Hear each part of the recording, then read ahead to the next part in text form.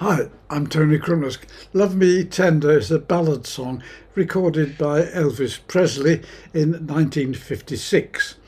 The lyrics are credited to Vera Mason, although apparently the actual lyricist was her husband, Ken Darby.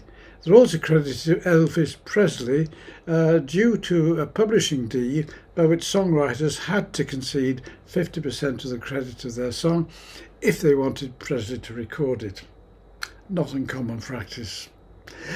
His actual song is a Civil War song called Aura Lee by George R. Poulton. It was popular with glee clubs and barber's quartets. It's got some interesting chords, and I'll sing the song and then I'll go through those chords with you one by one. Love me tender, love me sweet, never let me go. You have made my life complete, and I love you so. Love me tender, love me true, all my dreams fulfill. For my darling, I love you, and I always will. Love me tender, love me long, take me to your heart, for it's there that I belong, and we'll never part.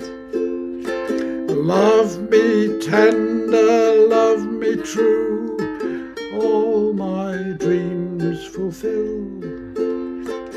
For my darling, I love you, and I always will. For my darling, I love you, and I always will.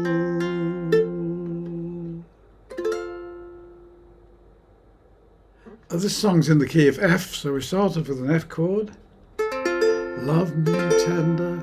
Keep that finger down and put the G7 chord on. Love me sweet. D, C7, let me F. Then repeat for the same line. You have made my life complete, and I love you so. Now, an interesting sequence here. We've got an F chord. Love me. Go to an A chord. Keep that finger in place and change to the A chord. Tender. Change that finger in place again and go to the D minor chord. Love me. Raise the third finger just by one fret and you get the F7 chord. True. Now move to the B flat major 7. No, my B flat 6. Full. I'll go through that sequence again. Love me tender, love me true, all my dreams fulfill.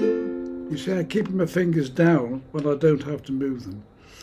For my darling, G7, I love you, C7, and I always will. And that's it. The difficult bit, as I say, is that I'll just do it once more, going from an F chord to an A chord to a D minor chord to an F7 to a B flat major 7 to a B flat 6. But it's worth practicing just to get that sequence right. You can do it in simpler ways, but it's a very nice sequence of chords.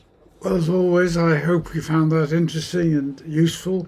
But whatever you do and however you do it, have fun.